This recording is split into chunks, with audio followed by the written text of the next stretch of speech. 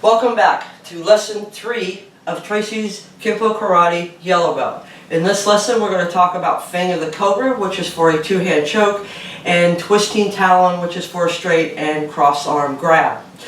Okay, so let's get started. Let's bow in. Okay, your next technique you're going to learn is called Fang of the Cobra. This is for a two-hand choke, which is, I really like grabs because at least you know where their hands are. So as someone comes in to grab or to choke, what you want to do is take your palm and just put down on the wrist. Now don't go high up because you don't want to bend the elbows and cover up that neck. You just want the hands to pin, not so much to relieve the pressure of the choke, but to know where their hands are. So if they go to do something else or move the hands, you'll know it. And like with all grabs, you want to practice this first, letting the attacker go ahead and put the choke situation in place, and then as you get better at it, try to get it to, as soon as they start the choke, to step in and do the technique. So the way this technique works is as soon as they choke you, the hand pins their hands to your chest. You're going to take your right hand and you're going to step in and you're going to do a inverted spear hand to the soft part of the throat. So your first move is two things at the same time. Pin, strike. Now you have to be careful with this because people, when they tendency to choke, they may have their arms bent. Most people don't choke at arm's length, which is really what this technique is for. It's for someone that's arm's length. So if they are in closer, you can always do the same technique, but step back. It doesn't really make a difference in this one. You mainly just want to make sure you have enough room to strike with your spear hand. So again, on Fang of the Cobra, you want to pin and step in and spear hand. Okay, that's your first move. Step in and strike. Now from here, your right hand is going to come up and over and strike the eyes while your left hand maintains the pin. Now this can also be a clearing action. So if your opponent is wearing sunglasses or any kind of glasses, this first move could also be a clear, which will set you up for your second move. So as we come in, we're going to strike, we're going to pin, we're going to strike with your spear hand. This one theoretically is going to strike the eyes, making sure your fingers are spread apart to go through the bridge of the nose, also slightly bent. You don't want them straight because if you hit the face or the bone, it's going to jam your fingers up. So make sure they're bent. Also, the thumb can be used under the chin for takedowns and more control if you want to on the follow-up. So we strike again to the eyes. This hand comes in, replaces this hand as we continue to maintain that pin so we know where the hands are at, and we strike again. Now we release, grab their shoulders, knee the groin or solar plexus depending on what's available, stomp the foot just like we did on Knee of Vengeance, and push them away. Okay, so Fang of the Cobra is pin, strike, claw, claw, grab, knee, stomp, throw. So when you're practicing this, practice both stepping forward and back depending on your situation. The technique does require, or doesn't require, it is done as by stepping forward. And we spear hand, claw the eyes. Now remember, this could be easily a clear if they're wearing something that's in the way of you striking the eyes. So remember, this could be a clearing action or a direct strike. We want to maintain that check on the hands, and then we want to strike again, grab, knee, stomp, throw away. Now when you're doing this one, make sure you don't pin above the hands, because if you start getting into past the wrist and up to the elbow, you're going to cause them to bend the arms, and this is going to cover up that throat. We're not trying to cover up the throat. We're not even really trying to pull them in at this point. All we're trying to do is make sure we know where the hands are as we step in to strike that throat. Now when you step in to strike the throat, if this goes right, this is probably going to be the end of the technique. Because the threat to the stroke usually causes people to drop their hands and sometimes even go to the ground. So we want to make sure we don't let those hands drop as we strike the throat so they can't come back and try to punch. We want to hang on to them. So we're going to strike using the fingertips, slightly bent. Same thing, tuck the thumb, and then strike in just like that. Some people call this a snake's tongue. strike, claw, check, claw, grab, knee, stomp the foot. There again, just like knee of vengeance, you're going to have the heel of the foot, and you're going to still end up in that little Jerry Lewis stance we talked about in lesson 2, and then we're going to throw your opponent away. So from this angle, pin, step in, strike to the throat, claw, check, claw, grab, knee, stomp, throw away. Okay, again from this angle, 1, 2, 3, 4, 5, stomp, 6, 7. So you got 7 moves, not including the checks. So from here, pin the hands, strike the throat, claw, claw, grab, knee, stomp, throw away. Now one thing I also let students know is this may be kind of hard to get right into that soft point depending on how tall they are, or clothing, or just length. So another thing I let students know is on a street, you can always come in with a web hand to the throat and do the same thing. Strike the throat, claw, claw, and follow up the exact same way. I prefer in a street situation to use more of a web hand strike than a spear hand, because that gives me more of a target and it's easier to strike with. But for technique's sake and for testing sakes, we want to pin, strike, claw or clear depending on the situation, continue to check, strike again, grab them, and as you grab them, pull them, do some pulling and pushing, keep them off balance, pull them into that strike. Don't just hold them there and drive your knee up. Pull them in so that they're off balance and they stay unstable. Because what's going to happen is when they strike that throat, their hands are most likely going to want to try to come up and grab the throat and protect themselves. So that's another reason we pin. So strike, claw or clear, strike, grab, knee, stomp, throw. One of the things we teach our students is if an attacker can't see, they can't fight, and if they can't breathe, they can't fight. So we're taking both of those things away from them. We're going to try to blind them, or at least make their eyes blurry, because when you poke your eyes, you know they get watery and it's hard to see. So if we can get that poke in, same thing with this one, plus the spear hand to the throat, he should be having a hard time doing anything. It should be over very quickly. So last time on Fang of the Cobra, we want to pin. Then we're going to step in and strike, claw the eyes, there again, fingers separated and slightly bent, and if you want, practice using the thumb under the chin, especially after the second strike. Not so much this one, but this one. You can push that head up. As you strike, you can kind of put a little tilt into this. Same thing on this one if you want. You can strike and just kind of follow through with it, pull, strike, follow through with it, and jerk that head back and keep them off balance. Grab, pull them back into the knee. Whoops, as I lose balance. Grab, pull them back into the knee, stomp the foot, and throw away. So we'll go one more time around.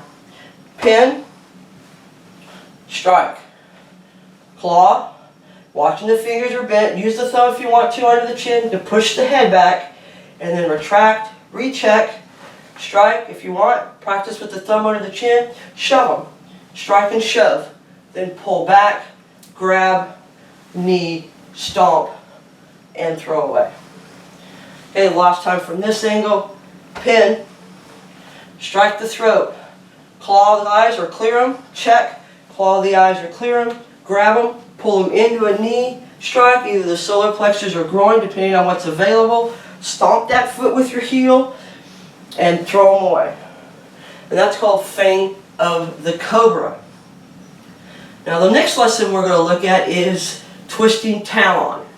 Now this is A is for a straight arm, B is for a cross arm. And basically this technique is showing you it doesn't matter how they grab, the technique pretty much remains the same. The only thing that's going to change is your targeting. So on the A version, we're assuming it's a straight arm grab.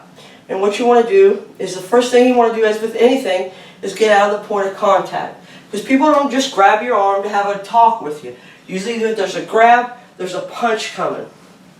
So let's just assume there's a punch coming. So if there is, we're going to step out of the point of contact.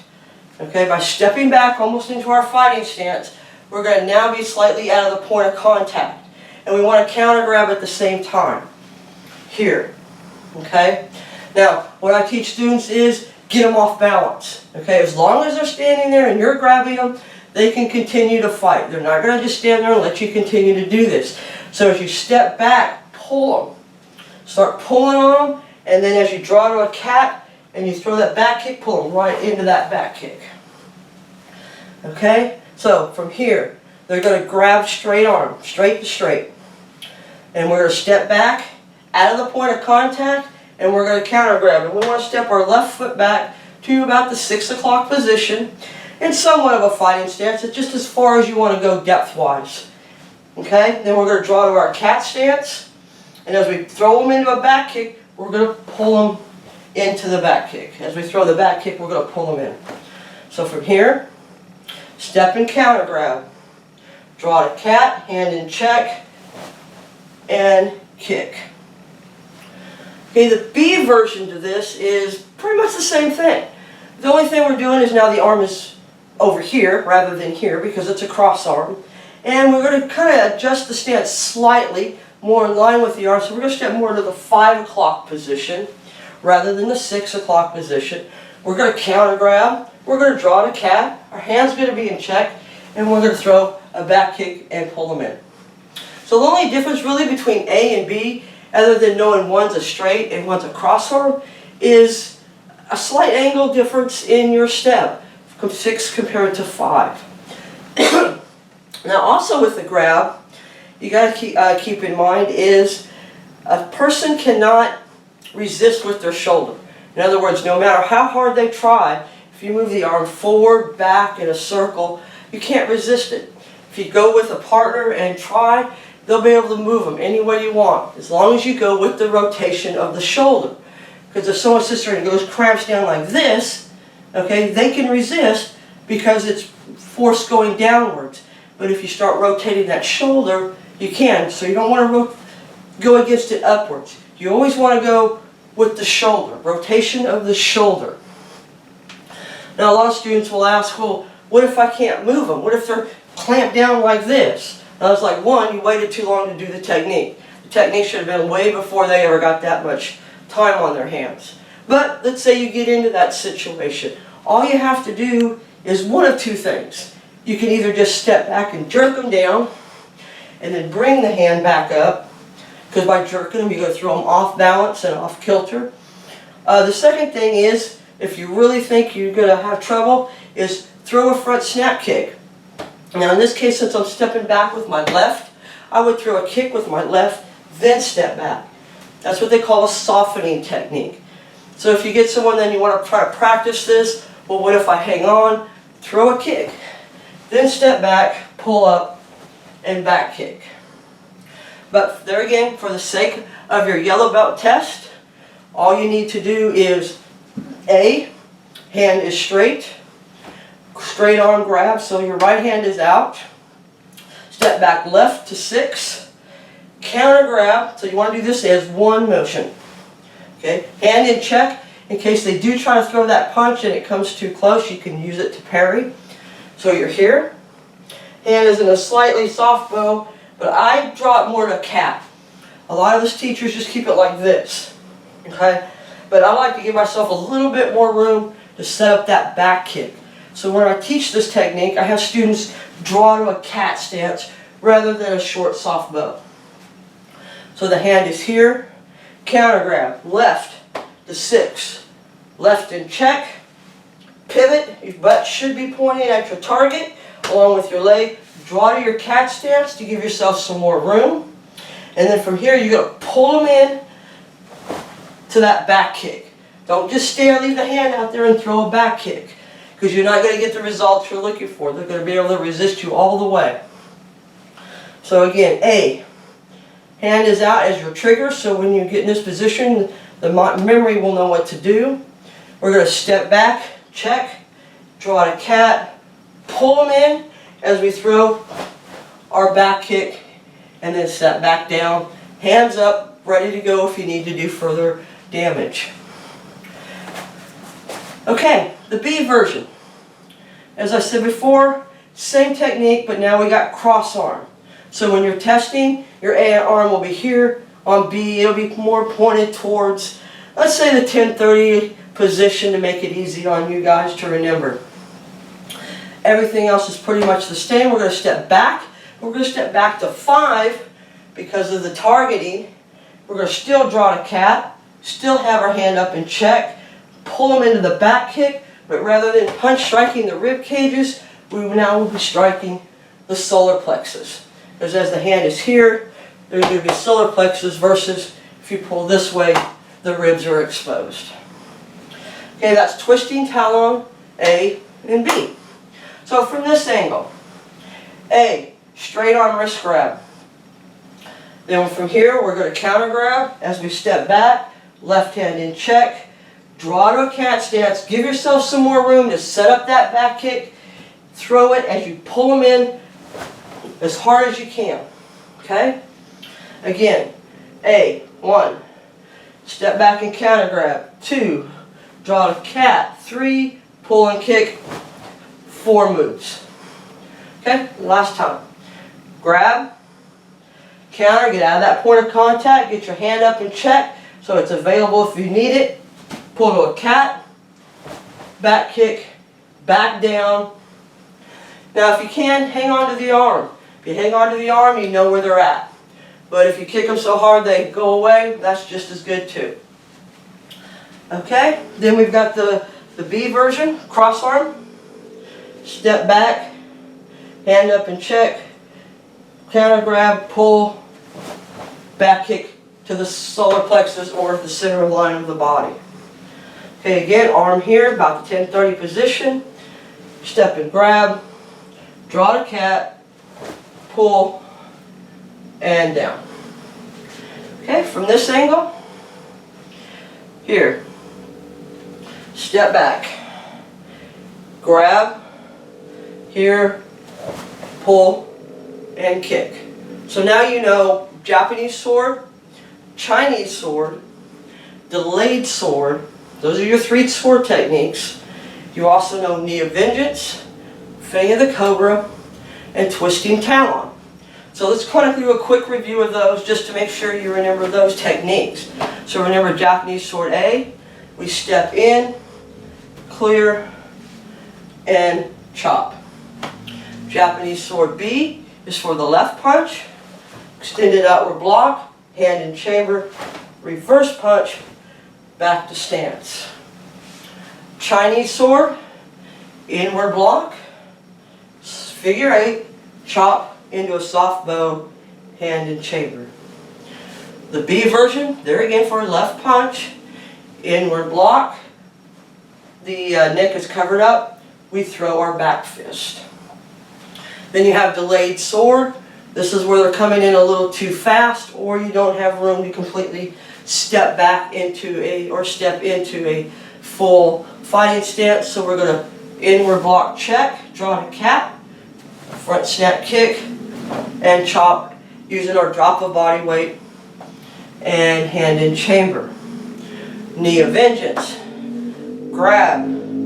As we grab, remember we're going to step back because no one just grabs, they're always going to push and pull. So we're going to step back, knee, stomp, cradle and crush as we use that soft bow pattern for our strike.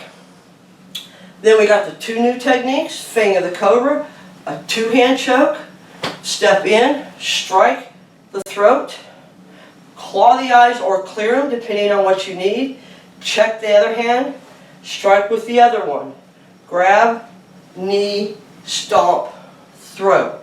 Alternatives to this technique is after you strike, you claw, use the thumb, shove them back, then check. Same thing, strike, shove. So this would be one motion. Just strike and keep the hand going, and then back. Then grab, knee, stomp, and throw away. Now some of you might find as you do this more and more that the knee of vengeance technique is going to take over with memory because you're in this position, your body's going to go back to the muscle memory it remembers, which is this. So if you find yourself when you're practicing occasionally throwing that in, It's normal. Everybody does it. It's that muscle memory at work. You just need to teach it to differentiate between the two techniques. Then we got twisting talon, straight on wrist grab, counter grab, pull the cat, pull them in as we throw a back kick to the rib cage. B version, cross arm. Same thing, step to 5, counter grab, pull to cat, back kick as we pull them in, set down, ready to attack or defend if we need to, depending on the circumstances. Okay, now you're halfway through your yellow belt. Practice those when you feel comfortable enough and you've got enough of it down that you can continue practicing. Go on to lesson 4. I can't wait to see you there. As always, if you have any questions at any time, feel free to contact me through the comment sections and I'll be happy to answer your questions. All the best. See you soon.